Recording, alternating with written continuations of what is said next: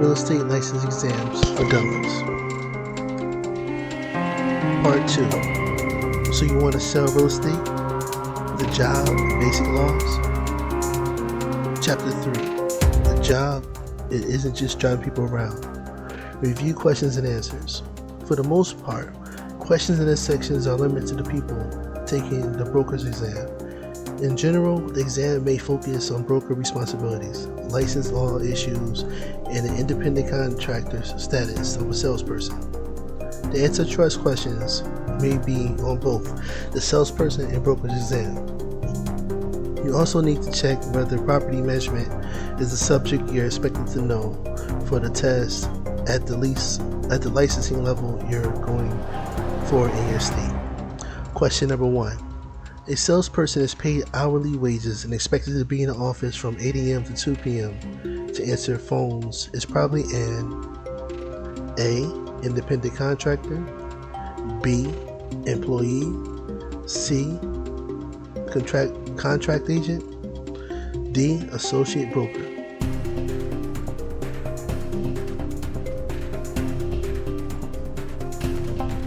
Correct answer, B.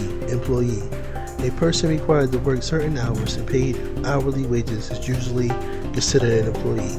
An independent contractor is allowed to work her own hours and is usually paid for her productivity by commission. An associate broker is not a status of employment, but rather a licensing level. I made up the term contract agent. Question number 2.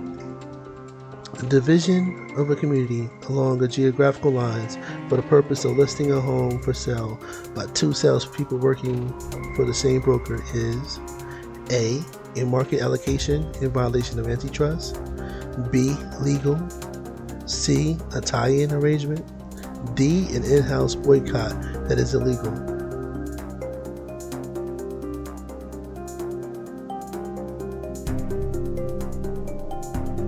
Correct answer, B.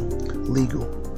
The allocation prohibits is between two brokers, not within one brokerage, which means this situation in the question is completely legal. Question number 3.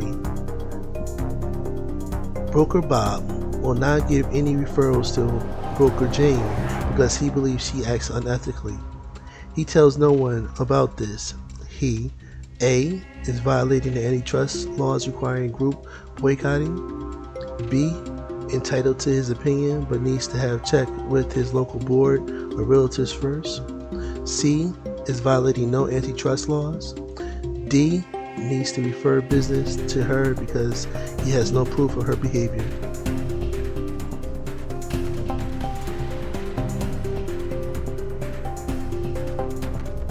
Correct answer, C. is violating no antitrust. No group is involved here. As long as no fair housing or civil rights laws are being violated, an individual generally is permitted to do business with whom he or she wants. Question number 4. Who sets the commission rates in a real estate brokerage office? A. The state real estate commission in each state, B. the local board of realtors, C. the mandatory rates are in effect, but rates need to follow the published rates scheduled, D. the broker who owns the business.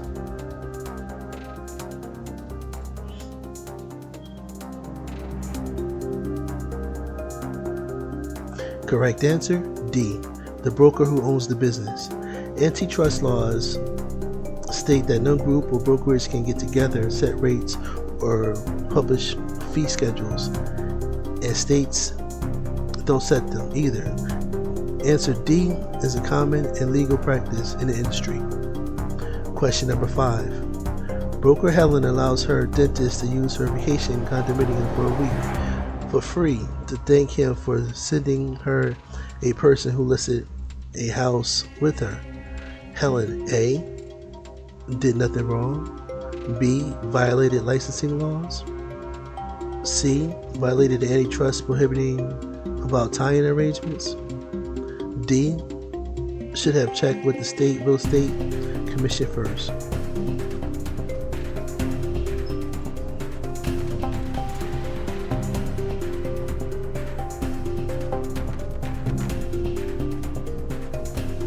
Correct answer, B. State licensing laws. Correct answer is B. Violated licensing laws. State licensing laws generally prohibits the payment of fees or gifts to non-licensed individuals as part of the real estate transaction. So Helen did nothing wrong. So Helen did something wrong, and it is an antitrust violation, and there's nothing to check because it's a license law violation. Question number 6. A property manager is employed by X, Y, and Z real estate investment company to manage its property. The manager, A, most likely does not need a real estate license. B, most likely needs a real estate license. C, does not need a real estate license if the owner of the company has one. D, needs a license only to collect the rents.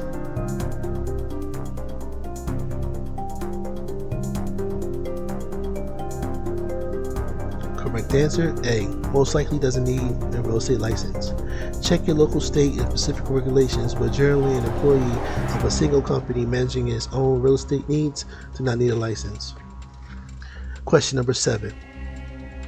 Property managers are usually considered A, a special agent, B, a general agent, C, a universal agent, D, contractual agent.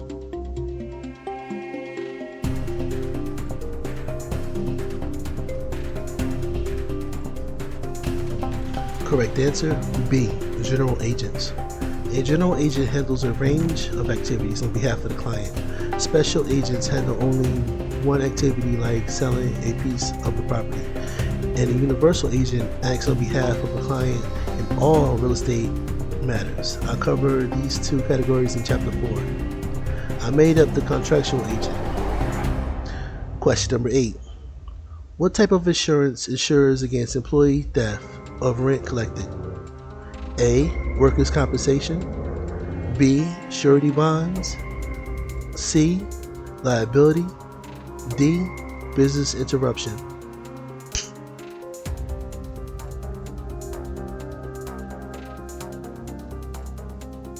Correct answer, B, surety bonds. Workers' compensation insures against employees' injuries. Liability insurance insures against injuries to the members of the public injured on the property.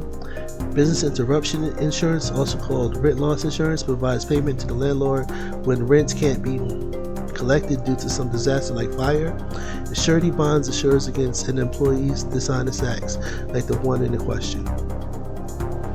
Question number 9. The amount of compensation received by a property manager is A, set by a local real estate board.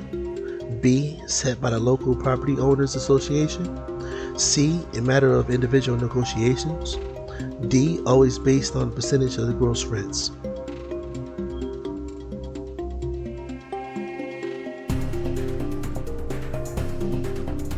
Correct answer, C, a matter of individual negotiations.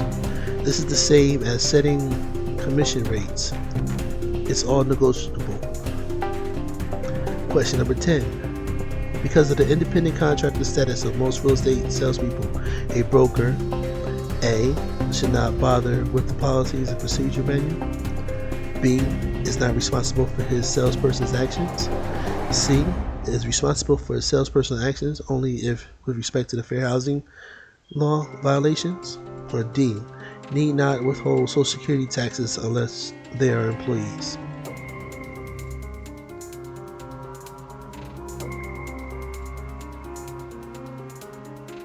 Correct answer, D, need not withhold Social Security taxes unless they are employees. One of the distinguishing features of an independent contractor status is that the broker doesn't have to withhold payroll taxes or Social Security payments. That doesn't relieve the broker of his responsibilities for his salesperson actions. All of these other answers are therefore wrong. That was part 2. So you want to sell real estate, the job and basic laws. Chapter 3, the job. It isn't just driving people around. Thank you very much.